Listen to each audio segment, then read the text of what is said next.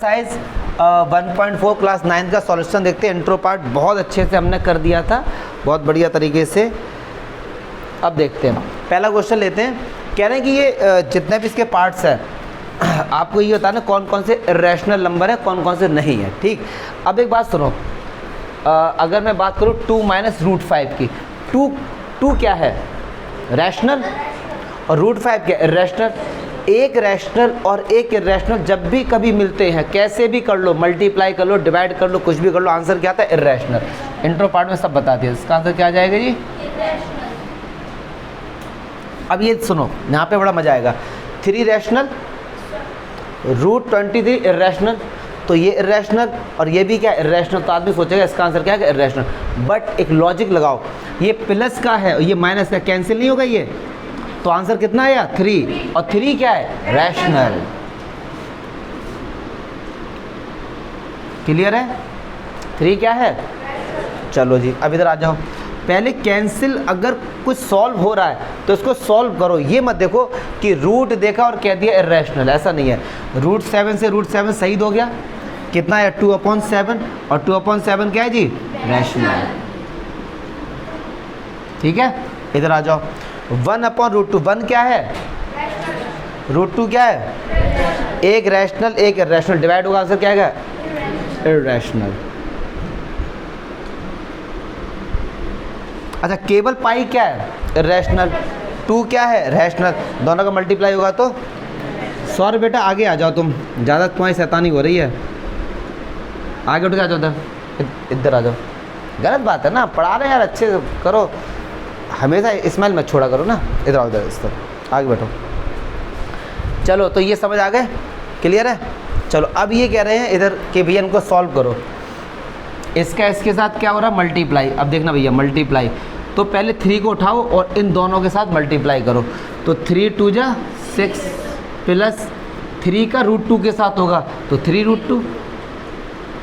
अंदर मत कर देना, क्योंकि प्रोडक्ट का जो नियम होता है कि रूट के जो अंदर होता है वो आपस में होता है, बाहर वाले आपस में होते हैं। जैसे अगर ये होता कि 2√3 × 4√2, इसका मल्टीप्लाई करो तो बाहर 2 है और बाहर 4 है, तो 4 × 2 = 8, और अंदर वाले के साथ। ठीक है, ऐसे होता है। लेकिन यहाँ पे क्या है? 3 का मल्टीप्लाई मैंने कहा √2 के साथ करो, तो अंदर नहीं होगा, 3√2 आ जाएगा भाई। अब इस √3 का इस 2 के साथ होगा तो क्या आएगा? 2√3। बताओ, क्लियर है? अब √3 का √2 के साथ, √3 का √2 के साथ, तो अंदर वालों का क्या होगा? √6। तो कितना आ गया ये? प्लस √6। अब आप सोच रहे होंगे कि इनको ऐड करो, यार अब ये ऐड नहीं होंगे, क्योंकि समझो ऐड कैसे होते हैं, रूट के अगर अंदर सेम है तो ऐड हो जाएंगे। रूट के अंदर क्या है? रूट के अंदर क्या है? रूट के अंदर क्या है? नहीं ऐड होंगे यार ये। और ये 6 भी इसके साथ ऐड नहीं होगा, क्योंकि 6 क्या है? रैशनल नंबर, ये क्या है? इरेशनल। तो ऐड नहीं होते हैं आपस में, अलग अलग है, रैशनल अलग है, इरेशनल अलग है। अब ऐसा मत करना 6 + 3 = 9 कर दो, नहीं यार, ये एक पूरा 7 है इसके। ठीक है, तो इसका आंसर यही हो जाएगा बस। ठीक है विशाल बाबू? अच्छा, अब देखो, इसका भी मल्टीप्लाई हो रहा है, इसकी तरह से ही हम लोग कर सकते हैं इसको, बट अब हम लोगों ने अगर फॉर्मूले पढ़े तो इसका यूज़ करेंगे। ये तो ये भी 3 है और ये भी 3 है, ये √3 और ये भी √3, बीच में प्लस माइनस, मतलब फॉर्मूला बनना है a + b a - b। अगर किसी कमज़ोर बच्चों को ये बात नहीं समझ आती तो नॉर्मल आप लोग मल्टीप्लाई कर सकते हैं। ठीक है, तो ये फॉर्मूला होता है a + b, और a - b का फॉर्मूला होता है a² - तो a कितना है जी? 3 का स्क्वायर, और -b मतलब √3 का स्क्वायर। आंसर आ गया। तो 3 का स्क्वायर 9, और √3 का स्क्वायर बताओ, कोई नहीं बोलेगा √3 का स्क्वायर, √3 का स्क्वायर क्या? हाँ, √3 का 3, 9 से 3 गया 6। क्लियर है? क्या चमका? अब एक बात सुनो, 3 + √3 एक इरेशनल नंबर था, ये क्या था? एक इरेशनल नंबर था, और मल्टीप्लाई हो गया, आंसर क्या है? आया रैशनल। तो ऐसा नहीं है कि इरेशनल का मल्टीप्लाई करके रैशनल भी आता है और इरेशनल भी आता है। अब इधर आ जाओ भैया, ये होल स्क्वायर है, तो देखो अगर इसको थोड़ी देर के लिए सॉल्व भी मैं a कंसीडर कर लेता हूँ दिमाग में, ये a है, और मान लीजिए ये क्या है? b है, तो देखो a + b होल स्क्वायर, तो a + b का होल स्क्वायर कौन बताएगा? अर्पित बताएगा। क्या बात है, वेरी गुड।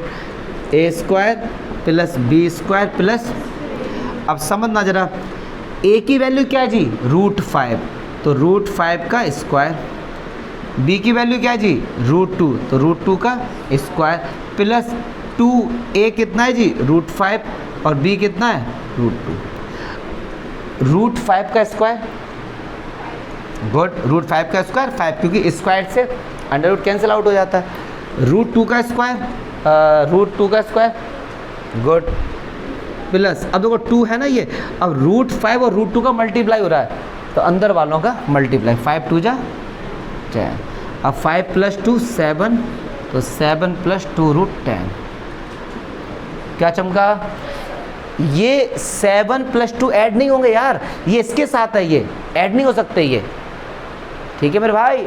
जैसे अगर कहीं लिखा है 2 + 2x, तो क्या ये 4x हो गया, नहीं, ये एक साथ है, ठीक है ना, ऐड नहीं होंगे।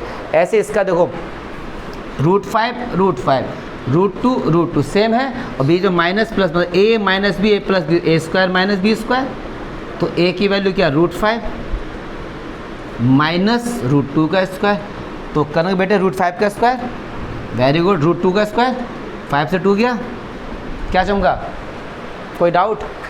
इसका जो नेक्स्ट क्वेश्चन है भाई साहब, उसका लेवल ही अलग है, अलग ही लेवल का क्वेश्चन है, उससे करेंगे हम लोग, पर इसमें कोई डाउट है तो बताओ, देख लो बेटे, अर्पित बघेल, कोई डाउट है तो बताओ, चलो जी, लिखना मांगता है, लेगा, मोस्ट इंपॉर्टेंट क्वेश्चन है, मोस्ट इंपॉर्टेंट, पता है ये इंपॉर्टेंट है क्यों बहुत से बच्चे तो इसका मीनिंग ही नहीं समझ पाते हैं, तो इस क्वेश्चन को मैं बिल्कुल नहीं पढ़ रहा, ना मैं इसके बारे में तुम्हें बता रहा हूँ, एक बेसिक सा कंसेप्ट समझते 2 मिनट के अंदर, कि यार जो पाई जो निकल के आया, पाई के बारे में थोड़ा सा डिस्कस करेंगे 3-4 मिनट के अंदर आपको नॉलेज के लिए, फिर इसकी तो 1 मिनट के अंदर बता देंगे। पाई का हम लोग ऐसा मानते हैं कि यार जो वैल्यू होती है वो 22.7 होती है या फिर 3.14 होती है, और पाई एक इरेशनल नंबर है, तो इरेशनल नंबर की कोई एग्जैक्ट वैल्यू तो नहीं होती है, तो ये अप्रॉक्स वैल्यू होती है पाई की, तो ये इसको इस तरीके से हम लोग लिखते हैं, ये अप्रॉक्स का साइन होता है। और डीप में जाओगे तो 22.7 नहीं था, मैंने इसके बारे में शायद आपको बताया था,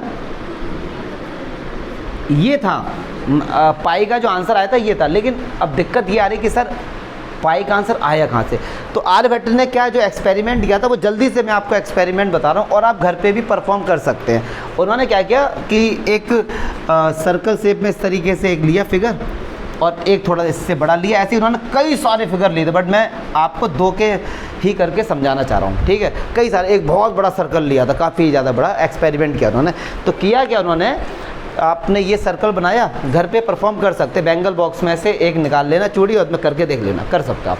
चलिए आ जाइए, अब ये हमारे पास एक सर्कल है, अब हमने क्या किया, इसकी बाउंड्री पर, इसके सरकमफेरेंस पर, मतलब बाउंड्री मतलब सरकमफेरेंस, इसके सरकमफेरेंस पे मैंने एक स्ट्रिंग धागा लेकर आया और रैप आउट कर दिया, मतलब पूरे में लपेट दिया।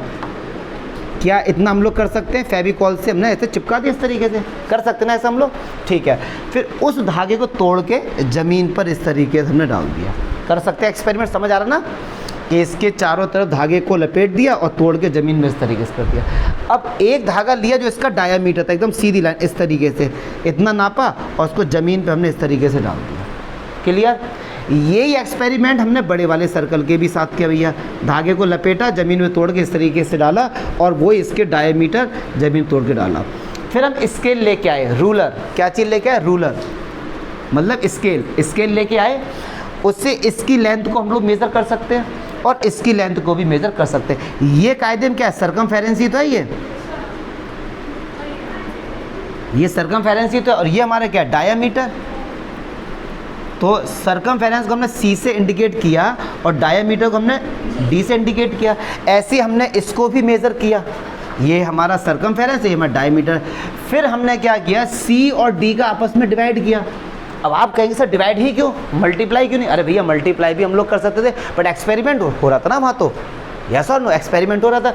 उन्होंने क्या किया, C का मतलब सरकमफेरेंस से मैं डायमीटर से डिवाइड किया, क्या किया, डिवाइड किया, तो हर बार जो नंबर आ रहा था वही आ रहा था 3.14, और मतलब इसी टाइप का नंबर आता है 8 2 6 5 3 5, ऐसे अप टू नंबर आता जा रहा था जब डिवाइड किया, क्लियर है। डिवाइड तो एग्जैक्ट आंसर नहीं आ रहा था, एग्जैक्ट आंसर नहीं आ रहा था। फिर लोगों ने 1.2 ट्रिलियन तक, ट्रिलियन में होते हैं 12 जीरो, 1.2 इंटू 10⁻12 इतने पॉइंट के बाद इसकी वैल्यू निकाली गई पाई की अभी तक, लेकिन कभी भी रिपीटेशन नहीं हुआ है। आंसर चलता ही आ रहा है, चलता, ट्रिलियन हो रहा है 10⁻12, भाई साहब आंसर नहीं आ रहा इसका मतलब, तो इसको इरेशनल नंबर मान लिया गया था। तो जब हमने डिवाइड किया तो हमारा आंसर ये आ रहा था लगभग। एक बात सुनो, क्या ये कांस्टेंट है? क्योंकि वेरिएबल नहीं, कांस्टेंट है। और कांस्टेंट को आपने पढ़ा होगा फिजिक्स में, किसी को के से इंडिकेट कर देते हैं, कांस्टेंट है ना, किसी को सी से इंडिकेट कर देते हैं। तो आर्यभट्ट के बाद इसको लोगों ने पाई से इंडिकेट किया। किससे किया? पाई से। किससे किया जी? अब पाई क्या है? एक ग्रीक वर्ड है जो 16th नंबर पे आता है। पाई एक ग्रीक वर्ड है जो ग्रीक अल्फ़ाबेट होता है उसमें 16th नंबर पे आता है। किस पे आता है जी? 16th नंबर पे। मुझे नहीं लगता इसमें कोई मतलब दिक्कत होगी। तो ऐसे ही अब पाई जो है वो इरेशनल नंबर है। क्या है जी? इरेशनल नंबर है। क्यों? इसका तो answer non terminating and non repeating है। और C/D मतलब C कोई लेंथ होगी, यस और नो, और D भी कोई लेंथ है। मैंने कहा इसकी लेंथ मान लो 22 है, इसकी 7 है, तो 22/7 तो रैशनल नंबर है। जो P/Q की फॉर्म में है वो क्या है? रैशनल नंबर है। तो क्वेश्चन में ये बोला गया मेरे भाई कि रिकॉल पाई कैसे डिफाइन हुआ है? Pi ratio of the circumference to its diameter. Circumference में डायामीटर से अगर डिवाइड कर दो तो पाई निकल के आता। और सही बात है, सी हो गया सर्कमफेरेंस, डायामीटर क्या होता है? 2r। क्या होता है? 2r, क्योंकि रेडियस का डबल होता है, इज इक्वल्स टू पाई। तो क्रॉस मल्टीप्लाई 2 पाई या सर्कमफेरेंस का प्रूफ हो गया। देखो यस और नो। तो वो ये कह रहे हैं कि पाई है वो सर्कमफेरेंस और डायामीटर का डिवाइड करके आया। यस और नो, मतलब पाई को लिखा है ना C/D, तो कोई फ्रैक्शन फॉर्म में जो होता है वो तो रैशनल नंबर होता है और पाई इरेशनल नंबर है। तो ये दोनों बराबर कैसे हो गए? एक इरेशनल नंबर है और एक रैशनल नंबर है, ये आपस में बराबर कैसे हो गए? वो कह रहे हैं कि this seems to contradict pi is irrational number. मतलब हमको पढ़ाया गया कि पाई इरेशनल नंबर है, बट ये तो उसके कॉन्ट्राडिक्ट है, मतलब उल्टा है उसका एकदम ये। यस और नो? तो कह रहे हैं भैया इस कॉन्ट्राडिक्ट को हमको समझाओ, मतलब क्या है, इस प्रॉब्लम को रिजॉल्व करो, सॉल्व करो, मतलब इसको हमको बताओ कि ये मतलब जो हमने पढ़ा है सही पढ़ा है गलत पढ़ा है। अब इसका आंसर सुन लो। ये तो मैंने समझा दिया बेसिक सा। अब आंसर इतनी लाइन में सुनो कि पाई जो है ना, हम लोग ऐसा समझते हैं कि पाई की जो वैल्यू 3.14 है, ये एकदम गलत है, एकदम गलत है। तो हम यहाँ पे लिखेंगे कि जो पाई है ना, ऐसा इन्होंने बोला है कि वो C/D, बीच में साइन कौन सा है? बराबर का। बस यही गलती है यहाँ पे। आज तक पाई की कोई भी एग्जैक्ट वैल्यू नहीं बता पाया। जब एग्जैक्ट वैल्यू ही नहीं पता है तो पाई तो इसके बराबर हो ही नहीं सकता। हाँ, अगर पाई C/D के बराबर है तो C/D भी रैशनल नंबर है, फिर तो पाई भी रैशनल नंबर है।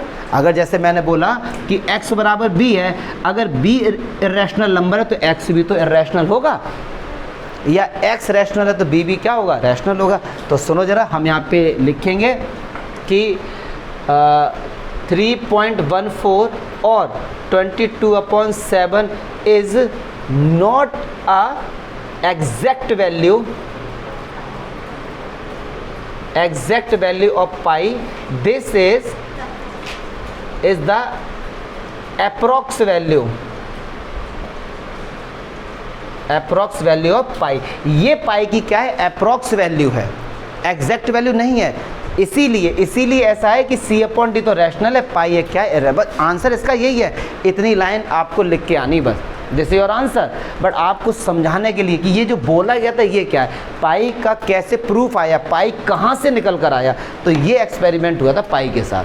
क्लियर है? बताओ ना, कोई इसमें डाउट तो नहीं है? तो आपका जो बच्चे केवल नंबर चाहते हैं, पता आंसर तो इसका ये रहा, बस आंसर ये इसका। बट ये जो मैंने बात बताई नॉलेज के लिए आपको बताया कि एक्चुअली में क्वेश्चन बोल क्या रहा है। ठीक है सर? चलो जी, देखिए हम लोगों ने अभी तक इरेशनल नंबर को कैसे प्लस माइनस सारा हम लोगों ने पढ़ लिया, मल्टीप्लाई वगैरह सब कुछ। अब क्या है कि इरेशनल नंबर जैसे √2 और √3 इनको नंबर लाइन पे कैसे रिप्रेजेंट करते हैं हमने सीखा है, लेकिन अब ऐसे नंबर को रैशनल नंबर को रिप्रेजेंट करना सीखेंगे जो पॉइंट्स में होते हैं। जैसे आपसे किसी ने कहा कि जैसे NCERT में कि भैया 9.3 को रिप्रेजेंट करो नंबर लाइन पे। अभी तो हमने सीखे थे √2, √3, √5, √7, √6 ये सब सीखे थे ना। अब रूट मतलब पॉइंट में 9.3, 10.6, 11.4 इस टाइप का। तो देखो बहुत ही सिंपल सा इसका तरीका है, देखते हैं। तो सबसे पहले आपका एक क्या होनी चाहिए, एक स्केल होनी चाहिए। क्या होनी चाहिए, स्केल। अब जैसे आपको बनाना है √9.3 का, किसका बनाना है? अर्पित मेरे भाई इधर आओ जरा, इधर आओ जरा, जल्दी आउट के। आप लोगों को ये बताना ये स्केल जो हमारी है, जो हैंडमेड, हम लोग इधर आओ, ये सीधी है या नहीं? इधर जाओ, पकड़ो जरा इसको, सीधी है ये? ऊपर ले जाओ, टाँट पे नीचे टाइट से पड़ रहे हैं, ठीक है? क्या सीधी लग रही है? लगभग अप्रॉक्स में। तो ये रूट के अंदर 9.3 है, तो आपको स्केल लेना, डंडा नहीं लेना है आपको स्केल लेना है और 9.3 की एक लाइन ड्रॉ कर देनी, ठीक है? तो हमने क्या किया अनुमान से कि ये भैया, चलो जाओ, भाग जाओ, ऐसी लाइन ड्रॉ कर सकते हैं हम लोग 9.3 की। तो हमने क्या किया, ये A है और ये B है। यहाँ पर हमने A से लेके B तक, वो क्यों एक्स्ट्रा किया वो भी बताएंगे। ये हमने 9.3 सेंटीमीटर की लाइन ड्रॉ कर ली। AB कितना भैया? 9.3। क्लियर है? कर लेंगे इतना स्केल से हम। चलो फिर उसके बाद B पॉइंट पे ख़त्म होता है, फिर 1 सेंटीमीटर अपनी तरफ से लो। कहाँ से लो? मतलब अपनी तरफ से एक्स्ट्रा बना लो। अब तुरंत एक होशियार बच्चे के दिमाग, सर क्यों सबसे पहले बच्चों के दिमाग में डाउट आएगा जो पढ़ने वाले हैं कि हाँ सर क्यों सर 1 सेंटीमीटर ही क्यों, 1.1 क्यों नहीं, या फिर 2 सेंटीमीटर क्यों नहीं? तो बताएंगे 2 सेंटीमीटर लेने पे आंसर नहीं आता, 1.1 लेने पे आंसर नहीं आता, 1 सेंटीमीटर लेने पर ही आंसर आएगा। क्यों आएगा? दिमाग में ये आता क्यों आएगा। तो आप मुझे दे दो 3 से 4 मिनट, उसके बाद पहले मैं समझा दूं, क्योंकि पहले जो रटने वाले बच्चे हैं या एवरेज बच्चे हैं उनको मैं ये बता दूं कैसे रिप्रेजेंट करते, फिर मैं उसके बाद बताऊंगा कि 1 सेंटीमीटर ही क्यों। ठीक है भैया? चलो जी, तो ये मैंने 1 सेंटीमीटर अपनी तरफ से ले लिया। क्लियर है? तो अगर मैं आपसे पूछूं A से लेके C तक, यहाँ से लेके यहाँ तक, क्या ये पूरा 10.3 सेंटीमीटर हो गया? बताओ ना जी। चलो जी, क्लियर है? अच्छा, अब आपको उठाना पड़ेगा कंपास। क्या लेना पड़ेगा? कंपास। चलिए, तो आपको कंपास लेना पड़ेगा, तो आपने कंपास ले लिया, हमने भी कंपास ले लिया। अब 10 A से C तक, अब B तक का काम अभी ख़त्म। अब A से C तक देखो, निकालना था 9.3 का 1 अपनी तरफ से हमको लेना है। क्यों लेना अभी डिस्कस होगा। अब AC कितना हो गया? 10.3। अब इसका मिड पॉइंट फाइंड करो। किसका? 10.3 का। या तो स्केल से कर लो, बट स्केल से थोड़ी गलती आएगी, इसीलिए कंपास का टीचर बोलते हैं, जैसे NCERT में बताया गया। तो अब लोग कैसे करते हैं, कंपास से मिड पॉइंट कैसे फाइंड करेंगे। पहले सेंटर मानो A को सेंटर माना मैंने, ये A को सेंटर, और आधे से अधिक का डिस्टेंस लेके आर्क लगाओ। ये लगाया, क्या चमका? क्लियर है भैया? A को सेंटर लिया और 10.3 से आधे से ज़्यादा लेके हमने एक आर्क लगा दिया। अब एक बच्चा सोचेगा कि सर हमको कैसे पता लगेगा आधे से ज़्यादा?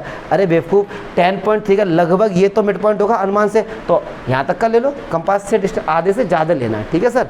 अब ऐसे ही C पॉइंट को सेंटर मानना है आपको। ये अपने साथ रबड़ लेके नहीं जानी है, हम तो इसलिए लगा रहे हैं क्योंकि ये भैया स्लिपरी है, स्लिप हो जाता है। डाउट दूर का ना, हाँ, मतलब तुम भी लेके चले जाओ, ये स्लिपरी है इसलिए। तो इसको सेंटर मान के देखो, ये भी स्लिप करे, इसको सेंटर मान के ये आर्क लगाया और ये। क्लियर है? इसने कट किया ये, ठीक है, इसने इसको ये कट कर दिया। तो वो तो रबड़ का यूज़ तो मैंने ऐसे ही किया था। चलिए जी, अब क्या है, अब अपनी स्केल से इसको मिला देना है। अब क्या करना है, इन दोनों को जहाँ पे कट किया ना, इसको मिला दो अगर स्केल पहुँच जाए तो। चलो जी, हमने क्या किया, इससे इसको ये पॉइंट से ठीक है, इससे हमने इसको मिला दिया। ये जो हमको पॉइंट मिला है, इसका नाम मैं देता हूँ मान लो D। D is the mid point of AC। किसका? AC का मिड पॉइंट है भाई साहब, AC का, AB का नहीं है, AC का। B को भूल जाओ थोड़ी देर के, B को भूल भी जाओ, चल जाएगा। क्लियर है? कोई दिक्कत? यहाँ तो बात समझ आई।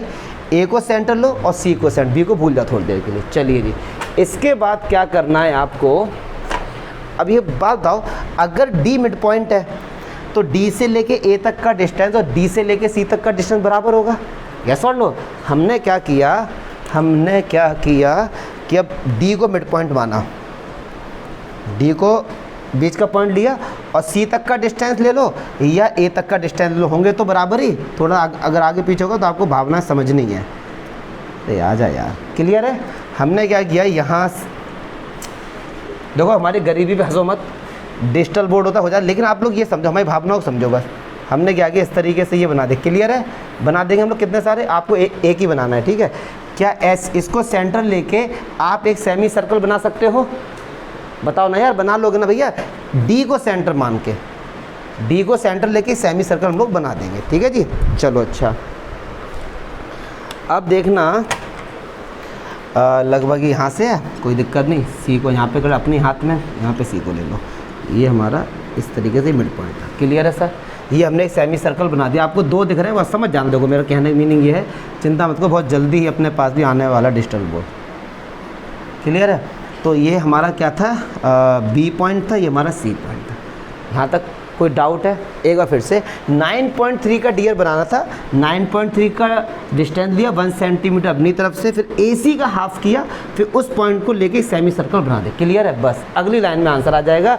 अब आपको क्या करना है, जो ये B पॉइंट था, अब B का काम शुरू हुआ, यहाँ से लेके वो था ना B पॉइंट, इस B पॉइंट पे 90 डिग्री का एंगल बना दो, बस ये है हमने ये। तो हमने B पॉइंट पे 90 डिग्री का एंगल बना दिया जी, क्लियर है।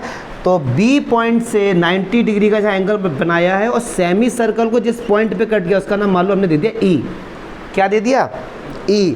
तो जो मेरे भाई BE डिस्टेंस है ना, BE डिस्टेंस है, वो हो गया √9.3, वो हो गया √9.3। लेकिन नंबर लाइन तो ये थी, नंबर लाइन तो मेरे भाई ये थी ना, तो हमको नंबर लाइन पर रिप्रेजेंट करना था। सर नंबर लाइन तो ये आपने उसको हवा में टांग दिया, तो कुछ नहीं करेंगे। अब देखो कैसे करेंगे इसे, बहुत बढ़िया।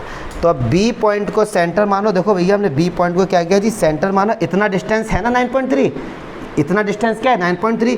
तो ये बताओ अगर मैं इसको लेके ऐसे कर दूँ, ये हमेशा डिस्टेंस कितना होगा, 9.3 होगा ना, यस और नो? ठीक है, बस कैप दो भैया।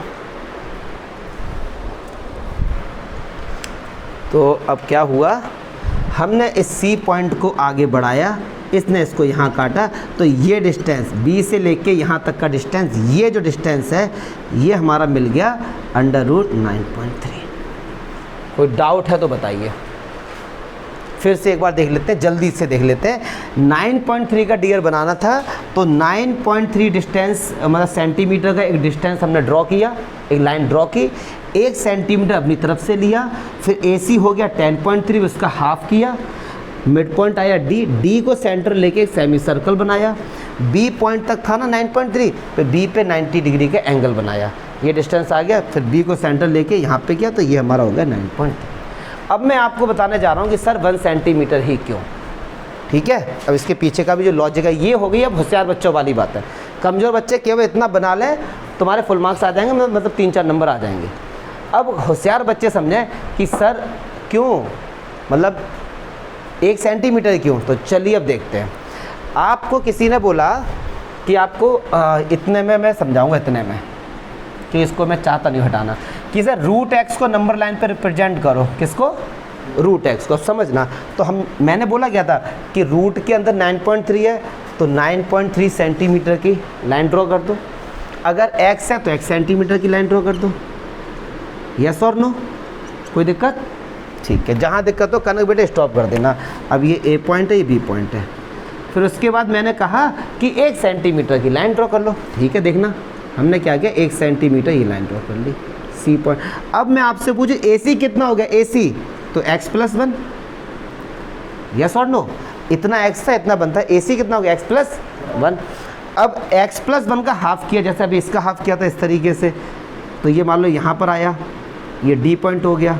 तो D is the mid point of AC, yes और नो? तो अगर मैं आपसे बोलूँ कि AD कितना होगा, तो x+1/2, और ये कितना होगा, x+1/2।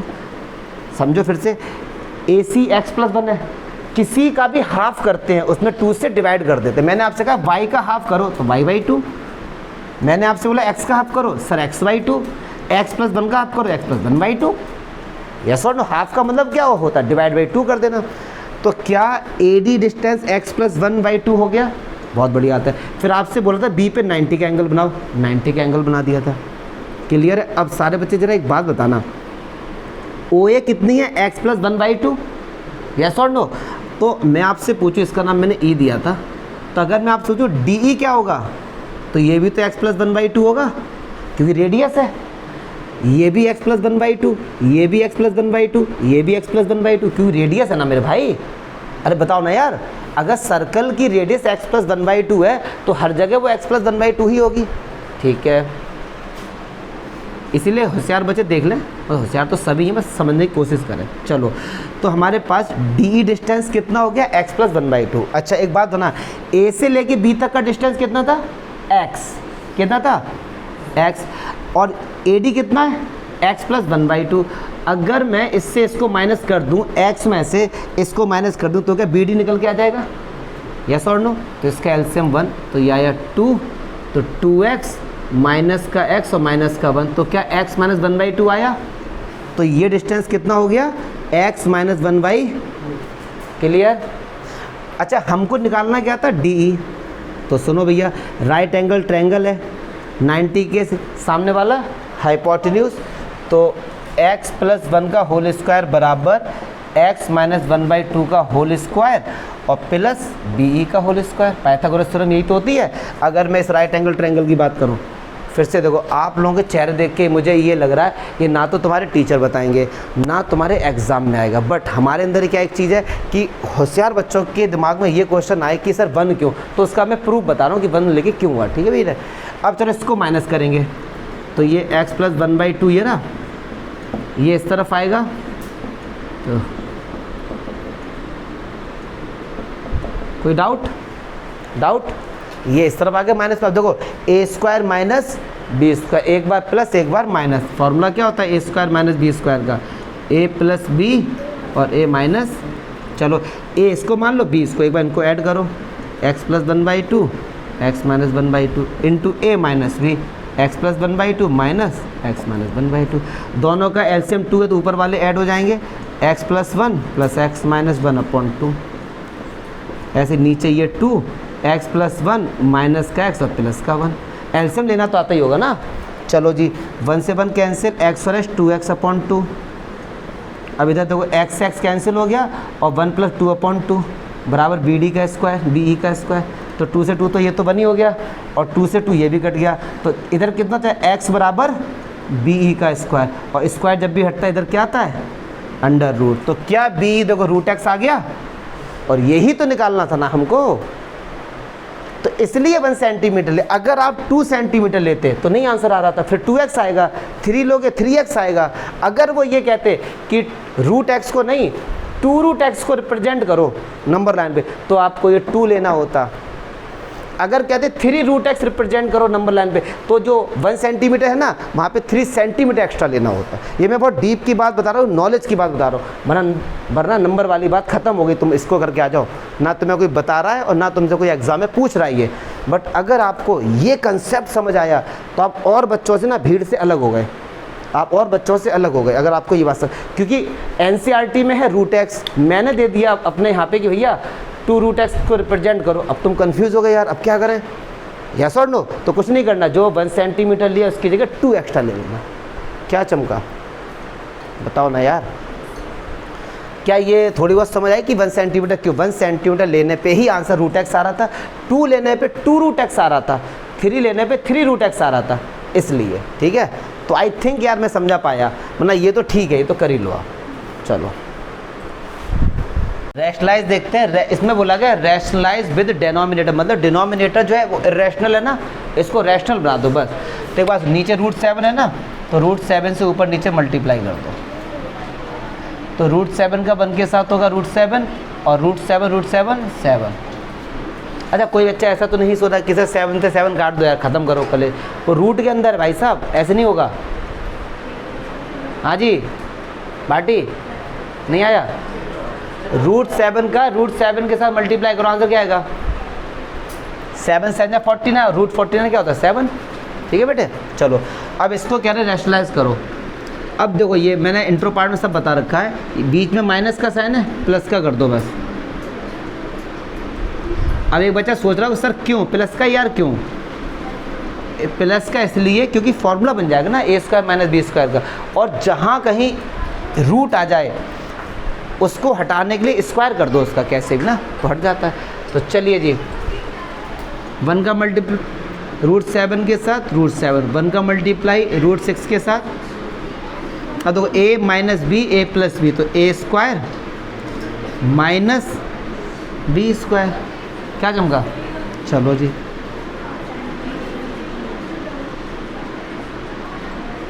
√7 का स्क्वायर 7 और √6 का स्क्वायर 6। नीचे कितना 1, 1 को लिखो या फिर मत लिखो। तो कहने का मतलब है इसको सॉल्व कर लो या इसको सॉल्व कर लो, आंसर एक ही आना है। ठीक है, चलिए इधर आ जाओ। बीच में प्लस है, मल्टीप्लाई करके माइनस लगा दो भाई। तो देखो 1 का मल्टीप्लाई होगा तो सेम आ जाएगा ऊपर, √5 माइनस का √2, a plus B A minus B, तो a square minus B square. तो √5 में से 2 तो माइनस होगा नहीं, ऐसा ही रहेगा। √5 का स्क्वायर 5, √2 का स्क्वायर 2, इससे कर देना 3 आ जाएगा। ठीक, खत्म। तुम्हारी 1.4 लास्ट क्वेश्चन खुद से करोगे।